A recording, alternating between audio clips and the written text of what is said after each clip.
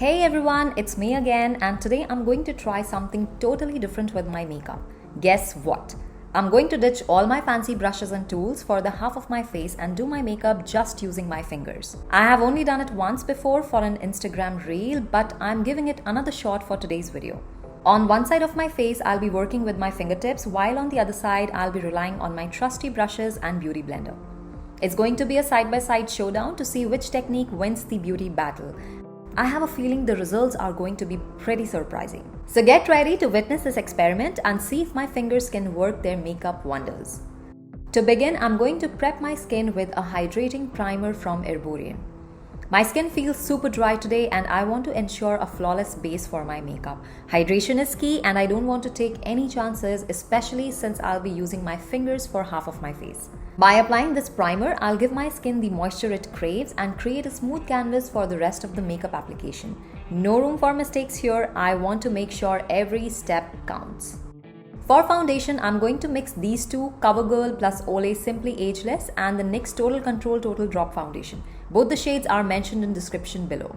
I was a bit nervous at first, but surprisingly it wasn't too hard. I started by dabbing it all over and took my time to blend it out properly.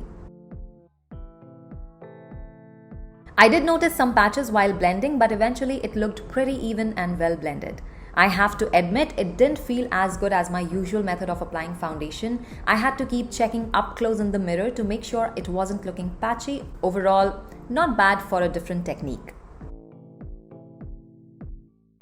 On the other side, I decided to blend the foundation using a clean, damp beauty blender. Right away, I could feel a noticeable difference. Using my fingers required more caution to avoid patchiness, but with my favorite tool, it was a breeze. Firstly, the gentle touch of the soft, damp beauty blender felt amazing on my skin. Secondly, I was able to work faster while achieving a precise and flawless application. As you can see, the beauty blender side provided a lighter coverage, so I added a bit more of the foundation mix to even it out. Although I still feel the coverage isn't completely uniform on both sides, but I won't add any more product and will proceed with the rest of my makeup routine. For the next step, I used the Vogue Matte Concealer. When blending it with my fingers, I noticed it was easier compared to the foundation since concealers have a thicker consistency. There were fewer patches visible while blending, and the warmth of my skin made it feel like spreading butter.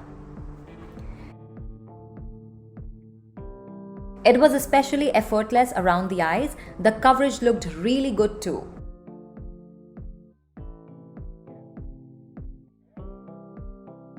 However, when I used the beauty blender, I immediately noticed that it absorbed a lot of product and provided less coverage.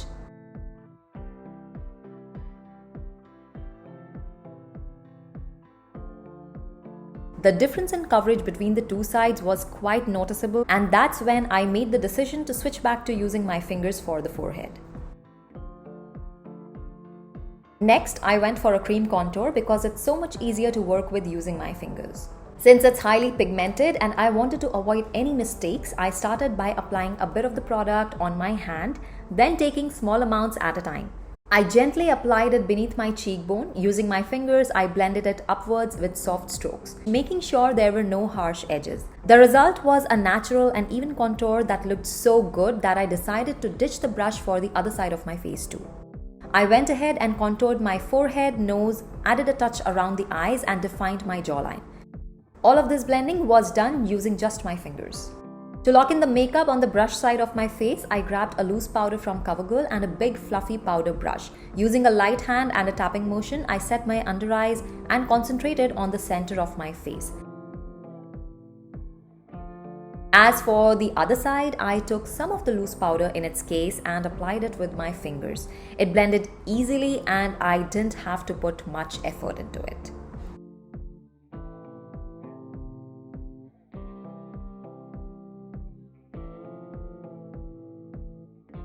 For my blush, I opted for an e.l.f. palette. Using my fingers, I swirled them on the colors and then on the back of my hand. Starting from my temples, I moved back and forth, seamlessly blending the blush into my skin. I also applied the same shade just above where my brow ends and extended it onto my eyelids, creating a beautiful drape effect. On the other side, I used a blush brush to mimic the application technique from the finger side. I lightly applied the blush on my nose and the forehead as well. For my eyes, I opted for this beautiful mauve shade. Once again, I began by taking some of the color onto the back of my hand before applying it onto my lids. This method helped me avoid any patchiness during application. Starting from the outer corner, both in and below the crease, I gradually built up the color, blending it multiple times to ensure a seamless blend. To create a lifting effect, I lightly swiped the shade over the lid space.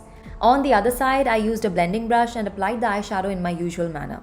However, I noticed that the color didn't appear as intense and bright as when I used with my fingers.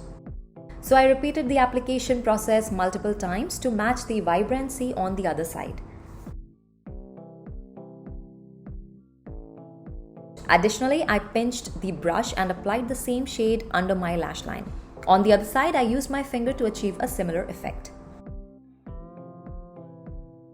To add a touch of glamour, I reached for a golden shimmer shade and used my pinky finger to apply it from the inner corner to the center of my lid, extending it to the brow bone as well. Shimmers tend to work best when applied with fingers since brushes often struggle to pick up and distribute the pigment evenly. So even on the other side, I chose to use my fingers for application. Afterward, I took a clean finger and gently blended any harsh lines between the mauve and the shimmer shadows, ensuring a seamless transition.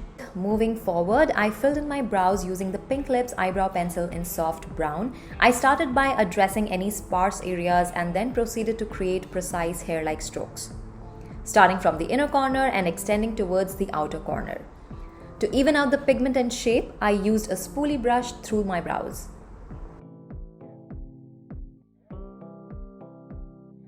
Additionally, I filled in my waterline with an off-white cream-colored eye pencil. Next, using a black liquid liner, I created winged eyeliner. I also elongated the inner corner. Later, I used the Double Trouble mascara from Essence to coat both the upper and the lower lashes and gave them some volume and existence. For lips, I used a lip liner followed by a lipstick and then a matte lip color just to intensify the red.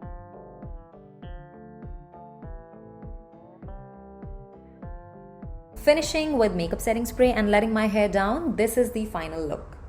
Throughout the process, I noticed a difference in coverage between the two sides. However, in terms of the overall finish, both sides appeared even and well blended. I observed that certain products, particularly those with cream-based or thicker consistency as well as shimmery eyeshadows, worked better when applied with the heat of my hand. Conversely, some products performed better when used with the appropriate makeup tools. Today's experiment made me realize that even without an extensive collection of makeup tools, it is still possible to achieve a decent looking base that includes not only foundation but also contouring, blush and setting with powder. Furthermore, even a basic eyeshadow look can be easily achieved. I would love to hear your thoughts on doing makeup with hands or fingers. Feel free to share your comments in the description below. I will see you all in my next video. Until then, stay tuned, stay beautiful.